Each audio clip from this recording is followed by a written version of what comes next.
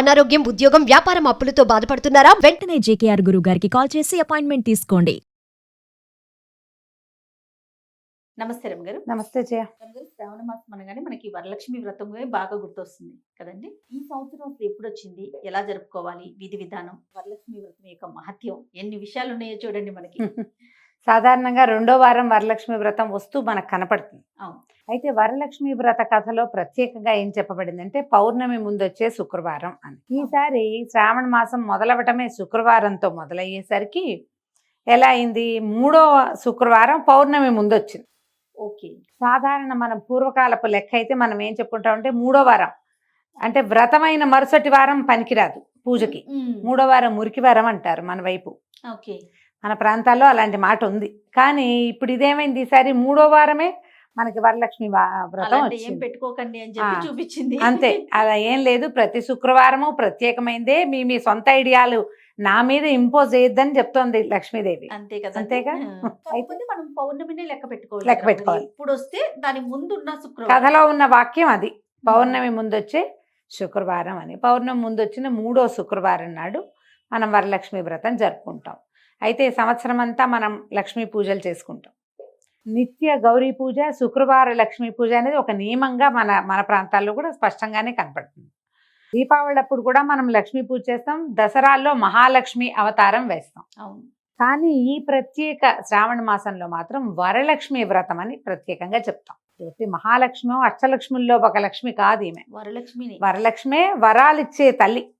ఈ వరం ఎట్లా ఇస్తుంది, నువ్వు అడిగితే కాదు, నువ్వు బాగుంటే ఇస్తుంది, నువ్వు సరిగ్గా ఉంటే ఇస్తుంది. ఈ మన కథ ప్రకారం మనకు అదే కదా కనపడుతుంది. ఎవరైనా ఇప్పుడు చూడు, ముందున్న కథలు అన్నిట్లలో, అన్ని పురాణ గాథల్లోనూ లక్ష్మీదేవి కోసం తపస్సు చేసిన వాళ్ళు కనపడతారు. అవునండి. తపస్సు చేసి లక్ష్మీదేవిని సాధ్యం చేసుకున్నటువంటి భృగు మహర్షి, ఇట్లా కొంతమందిని గురించి చెప్పుకుంటాం మనం. కొంతమంది ఇట్లా నాకు సంతానంగా నువ్వు పుట్టమని కోరుకున్న వాళ్ళు ఇలా మనకు కనిపిస్తారు.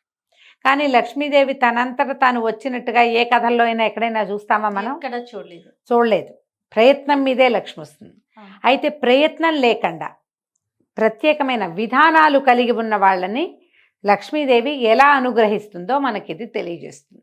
దీనికి పూర్వగాథ మనం ఏం చెప్పుకుంటాం, వరలక్ష్మి వ్రతానికి చారుమతీదేవి, కుండినంబ అనే నగరము, అందులో చారుమతీదేవి అనే ఒక బ్రాహ్మణ స్త్రీ.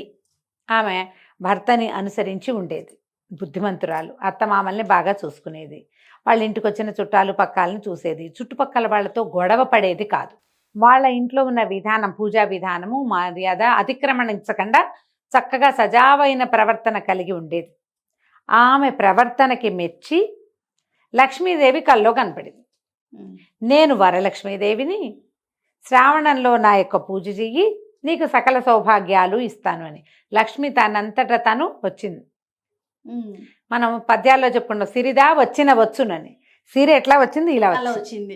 కల వచ్చి వ్రతం చెయ్యి అని చెప్తే ఆమె పొద్దునే లేవగానే తన ఇంట్లో ఉన్న పెద్దవాళ్ళకి, తన భర్తకి, చుట్టుపక్కల వాళ్ళకి, కొంతమంది కార్తాంతికులు ఈ కథల్ని, స్వప్నాల్ని ఇది చేసి చెప్పగలిగే వాళ్ళని, కళ యొక్క ఫలితం, స్వప్న ఫలితాలు చెప్పగలిగే వాళ్ళని అందరితోటి మాట్లాడితే వాళ్ళు ఏం చెప్పారు, అమ్మవారు తానంతట తన కల్లో కనపడింది కాబట్టి మనం ఆమె ఆనతిచ్చిన ప్రకారము పూజ చేసుకుందాం. అది ఎప్పుడు చెప్పింది, శ్రావణ మాసంలో పౌర్ణమికి ముందు వచ్చే శుక్రవారం నా యొక్క రోజు. ఆ రోజు నన్ను పూజించు. ఏమందరికీ చెప్పుకొని మా ఇంట్లో నేను పూజ చేసుకుంటా అని అనుకోకుండా చుట్టుపక్కల వాళ్ళందరినీ పిలిచి, ఇంకా చుట్టుపక్కలని కూడా పిలుచుకొని, ఎంతమందినో పిలిచి ఇంట్లో చక్కగా ఒక మండపం ఏర్పరిచి, పంచపల్లవాలతో కలశం ఏర్పరిచి, అంతా ఆవు పెడతో అలిగి చక్కగా ముగ్గులు పెట్టి, ఎన్ని చెప్పారు వివరం, ఆవు పెడతో అలికారు, ముగ్గు పెట్టారు, మంచి ప్రదేశంలో ఒక మండప స్థాపన చేశారు, అందులో పంచపల్లవాలతో ఒక కలశం స్థాపించారు. సాంగంగా మన లక్ష్మీ పూజా విధానం అంటే శ్రీ సూక్త విధానంతో పూజ జరుపుకున్నారు. తర్వాత ఈ మండపానికి ప్రదక్షిణ చేశారు. ప్రదక్షిణ చేస్తుంటే ఒక్కొక్క ప్రదక్షిణకి ఒక్కొక్క సంపద చొప్పున ఈ ప్రదక్షిణ చేసే వాళ్ళందరికీ, ఇప్పుడు ఇందులో మళ్ళీ చూడు, ఎవరైతే కలొచ్చిందో చారుమతీదేవికి, ఆమెకు ఒక్కదానికే సౌభాగ్యం లభించిందని చెప్పట్లేదు. అవును, ఆమెతో పాటు ఆ వ్రతం చేసుకున్న వాళ్ళందరికీ చేతుల నిండా ఆభరణాలు కలిగినాయి, పాదాలకి బంగారు ఆభరణాలు, అన్ని గజ్జలు, మువ్వలు, పట్టీలు వచ్చేసినాయి. వాళ్ళ ఇళ్లలో అన్ని చోట్ల సంపద వృద్ధి అయింది. వాళ్ళ కోసం వాహనాలు వచ్చినాయి. పూజ ఒక కళ వచ్చింది ఒక్క ఆవిడికి. కానీ అందరికీ మేలు జరిగిందంటే ఆమె చెప్పిన మాట నమ్మి ఆమె అన్నది అన్న ప్రమాట ప్రకారము ఈ వ్రతం చేసుకోవడానికి కదిలి వచ్చిన వాళ్ళందరికీ అంటే నమ్మకం ఉంటే నిజమవుతుంది. అంతే. ఈ కథల్లో మనకు అవే ప్రత్యేకంగా చెప్తారు. అందుకని మనకేంటి ఆనవాయింది లేదు, పెద్దవాళ్ళు చెప్పారు చెప్పలేదు ఏమీ లేదు, ఎవరైనా వరలక్ష్మి వ్రతం చేసుకోవచ్చు. ఓకే. ఈ మంత్రం చదువుకునేటప్పుడు కూడా మహాలక్ష్మి కి చెప్పే ఉపచారాలన్నీ వరలక్ష్మీదేవికి చెప్పుకుంటాం. మళ్ళీ ఈ వరలక్ష్మి వ్రతం సంవత్సరంలో మనం ఎప్పుడూ చెయ్యం, అవునండి. ఈ ఒక్క రోజే చేసుకుంటాం. ఈ రోజున చేస్తే లక్ష్మీదేవి తనంతట తను వరాలిస్తుంది.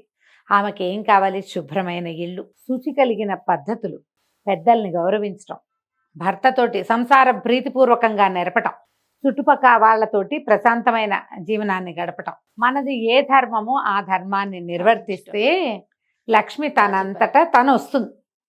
వరలక్ష్మి వ్రతం కథ అది. ఇప్పుడు మన ఎదురింటి వాళ్ళు వెండి చెంబు పెట్టి అమ్మవారిని పెట్టారు, మనం బంగారు చెంబు పెట్టాలి. వాళ్ళు ఇంతెత్తు పెట్టారు, మనం ఇంతెత్తు పెట్టాలి. వాళ్ళు బ్లౌజ్ పీస్ తోటి చీర కట్టారు, మనం నిజ చీరతోటే కట్టాలి అని అలంకరణలు, ఇల్లంతా పువ్వులు, ఇల్లంతా ఏమిటో హడావిడి. ప్రతిసారి వాయినాల్లో ఇంకా ఘనంగా ఒకళ్ళు ఇచ్చిన దానికంటే ఘనంగా ఇవ్వడం అన్న సాంప్రదాయానికి మనము శ్రీకారం చుట్టి అటువైపే పరిగెడుతున్నాము. మిమ్మల్ని మీరు పరీక్షించుకోండి, మనం ఇలా చేస్తున్నామా అని. లక్ష్మీదేవికి అస్సలు నచ్చని విషయం పోటీ. ఆమెకు నచ్చదు. పోటీ పడితే ఆవిడకి ఇష్టం ఉండదు. నువ్వు పోటీ పడద్దు, నీ పని నువ్వు చేసుకో, నువ్వు ఎంతవరకు చేయగలవు అంతవరకు చేయి, అందినంత మటుకు కాలు చాపుకోండి. విధానం వదిలేయద్దు. ఇప్పుడు శనగలు ఇవ్వాలి, కాస్ట్లీగా ఉంటాయి, తెల్లగా ఉంటాయి, అందంగా ఉంటాయని మనం కాబూలి ఇచ్చానా మనం అసలు వాడం వాటిని, అవి ఇవ్వకూడదు.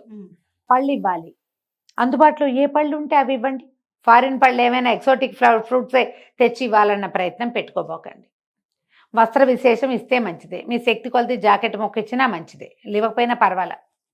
చీరలు పెట్టాల్సిందే, లేకపోతే కుదరదు, వాళ్ళు బట్టలు చీరలు పెట్టారు వాళ్ళకి బాగా వచ్చింది మనకు వస్తుంది అట్లా అనుకోవద్దు.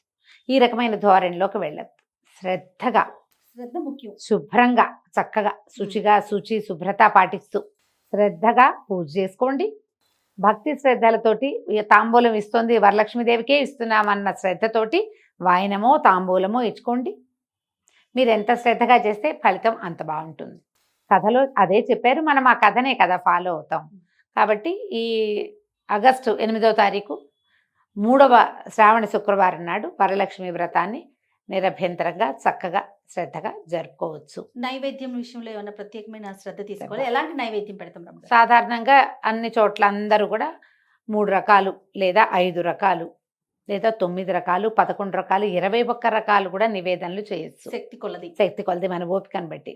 మనం మామూలుగా చేసుకునే అన్నం పప్పు కూర అన్ని మామూలు పదార్థాలతో పాటుగా ప్రత్యేకంగా చిత్రాన్నాలు, పాయసము, పులిహోర, దద్దోజనం లాంటిది, తర్వాత ఏమో బూరెలు, శనగపప్పుతో చేసే పదార్థం ఏదైనా, శనగపప్పుతో మన మైసూర్ పాకు లాంటిది, బూందీ లడ్డు లాంటిది, అలాంటిది వడలు, శనగపప్పు వడలు. మసాలా అంటే ఉల్లిపాయలు అవి వేయకూడదు. సాధారణంగా అందరూ ఒకటే అడుగుతారు, పండగ రోజు ఉల్లిపాయ వెల్లుల్లిపాయ వాడచ్చా అని. ఇలా పూజా విధానం పెట్టుకున్న రోజున వెల్లుల్లి వాడబోకండి. నేను అబ్బాయి ఉల్లిపాయ వాడండి, స్ప్రింగ్ ఆనియన్స్ గారెల్లో వేస్తే బాగుంటాయి అని అడిగారు మొన్న ఒకరు. స్ప్రింగ్ ఆనియన్ కూడా వాడద్దమ్మా.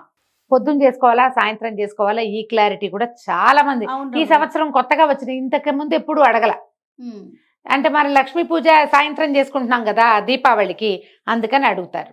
ఈ వ్రతాల్ని సువాసిని వ్రతాలు ఎప్పుడు ఉదయకాలమే చేసుకోవాలి. సాయంత్రం సూర్యాస్తమయం అయ్యే లోపల మీరు నానబెట్టిన శనగలన్నీ వాయనం ఇచ్చేసుకోవాలి. సూర్యాస్తమయం లోపలే వాయనాలు ఇచ్చేసుకోవాలి తప్పకుండా. భర్తకి ఇంట్లో ఉన్న పెద్దవాళ్ళకి అక్షతలు ఇచ్చి కాళ్ళకి దండం పెట్టి అక్షతలు వేయించుకోండి. ఇది సువాసిని వ్రతం. భర్తల అభివృద్ధి కోసమే మనం ఈ వ్రతం చేసుకుంటాం. మనకు సంసార జీవితం బాగుండాలని. మనతో పాటు సాధారణంగా భర్తలు పెద్దవాళ్ళే అయి ఉంటారు కదా, పెద్దవాడు అనుకునేది అక్షతలు వేయించుకోండి. అక్షతలు వేయించుకోవటం ఇది నియమంగా చెయ్యండి. ఒకవేళ మనకి ఈ పూజ చేసుకోలేని పరిస్థితి ఏదైనా ఉంటే ముందు వారాల్లో లేదా తర్వాత వారంలో అయినా చేసుకోవచ్చు.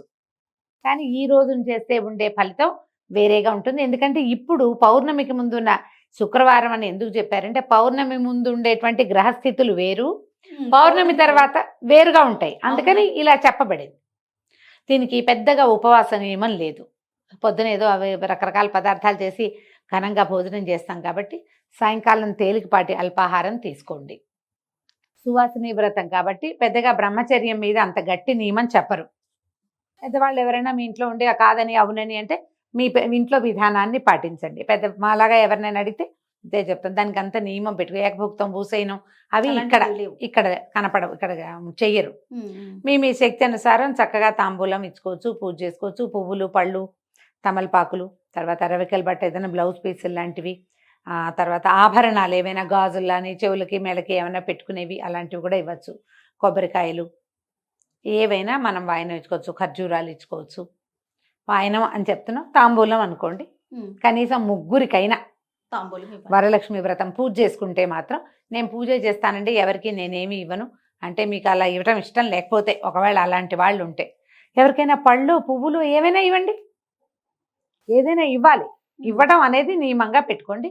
ఇది చేస్తే సరిపోతుంది. తర్వాత అమ్మవారికి పలానా కలర్ పువ్వులు ఏమైనా పెట్టాలి అలాంటి నియమం ఏమైనా ఉందా? అలాంటిది లక్ష్మీదేవికి ఆ నియమం ఏం చెప్పరు జయ. మనకి ఇప్పుడు చామంతులు విరివిగా దొరుకుతాయి, గులాబీలు దొరుకుతాయి, కొద్దిగా జాజి పూలు అవి దొరుకుతున్నాయి కదమ్మా. మాల కడతామా, ఓ మాల వేయటం, పువ్వులతోటి అలంకరించుకోవటం. మీరు ముఖము ప్రతిమ చేసి నీవే పెట్టుకునే వాళ్ళు కొంతమంది. ప్రతిమ లేదు, ఇప్పుడు మనకి వెండి ముఖాలు దొరుకుతున్నాయి, ఆ ముఖం పెట్టుకుని కొబ్బరికాయకి చిన్నగా వస్త్రం తోటి అలంకరించి ఒక స్వరూపాన్ని చేసుకోవచ్చు.